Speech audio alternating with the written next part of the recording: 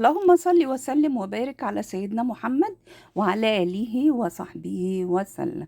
تعالوا معايا النهاردة هنعمل معاكم طريقة بدنجان اقتصادية وجميلة جدا، مش هتاخد معاكم وقت عشان نبقى عملنا معاكم الاقتصادي وعملنا معاكم العادي. يلا بينا نشوف معاكم الاقتصادي هنعمله ازاي.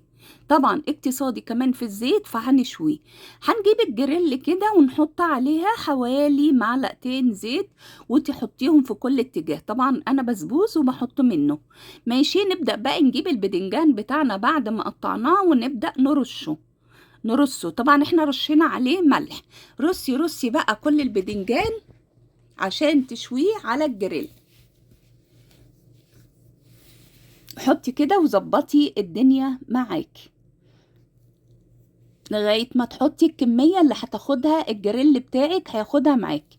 وهو كده كمان على البوتاجاز هرش عليه شوية ملح وهو في الجريل عشان مع السخونية ينزل. وهدهنه كده من فوق برضو حوالي معلقة زيت، يبقى تحت معلقتين زيت وفوق معلقة عشان خاطر يتشوى معاكي كويس ويديك الشكل الجميل ده والتخطيطة بتاعت الجريل. روعة جدا. وبرضو خلي بالكم لما بقلبه بلاقيه طري، يعني استوى.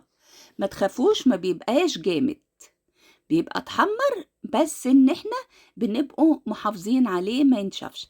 جبت بقى معايا الطبق وحطيت فيه المناديل بتاعتي وبدأت انزل عليه. يعني رغم ان انا شويته وكمية الزيت بتاعته بسيطة، برضو بوريكم. جبت عندي بقى الصلصة وجبت عندي اللحمة، وده 8 كيلو لحمة معصجة. 8 كيلو لحمة. وكمان عندي البدنجان اللي انا شويته معاكم على الجريل. يلا بينا نشوف هنعمله ازاي وطريقته. هتبقى سهلة جدا، رهيبة، وطعمها حكاية فوق الحكاية. وكمان بوريكم اللي انا معايا فصين توم. الصلصة دي على فكرة اللي انا مطلعاها وكنت مفرزاها معاكم. خلاص، هي دي المكونات.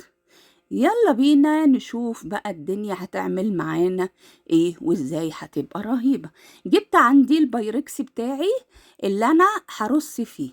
بدأت بقى اجيب البدنجان وارصه، وهي ده بقى اللي الدنيا هتعمله معانا. رصيه رص كويس كده علشان تبقى الصينية بتاعتك مظبوطة. ماشي، خليكم ماشيين معايا واحدة واحدة وانا برصه عشان خاطر تبقوا شايفين هيبقى ازاي وازاي هتبقى مظبوطة وكل اتجاه فيها روعة كده، والرصة بتاعتها جميلة وكلها تبقى متساوية. يلا بينا بقى نجيب العصاج بتاعنا ونبدأ نحطه عليها ونفرده. ما تنسوش ان ده 8 كيلو لحمة معمول عصاج. احنا قلنا بقى نخش على الاقتصادي ونظبطه معاكو عشان يبقى عندنا اقتصادي وصحي. خلاص كده احنا مسكناه فردناه وبقى كده عندنا مظبوط. شوفوا بسم الله ما شاء الله 8 كيلو لحمة بس كفى عندنا الكمية بتاعتنا. يلا بينا بقى نجيب الجريل، ولما نجيب الجريل نبدأ نسخنه. وبعد ما نسخنه هنقطع فصين التوم بعد ما نحط معلقتين زيت. اللي بيحب التوم اكتر من كده يزود زيت التوم بتاعه. خلاص كده احنا كنا سخنا الجريل لما حطينا معلقتين زيت الزيتون. بدأنا بقى ايه التوم يطلع ريحته، حطيناه. استنوا شوية كده لغاية ما ايه يتحمر معانا. انا قطعتهم كده حلقات، فصين صغيرين قطعتهم حلقات. خلاص كده وصلنا للنكهة والريحة اللي احنا عايزينها. ننزل عليهم بالصلصة بتاعتنا اللي حطينا عليها نص كوباية مية، كوباية كبيرة زي المج. حطيناها بقى ونديها تقلبتين عشان تنتشر الطعم والنكهة بتاعت التوم فيها.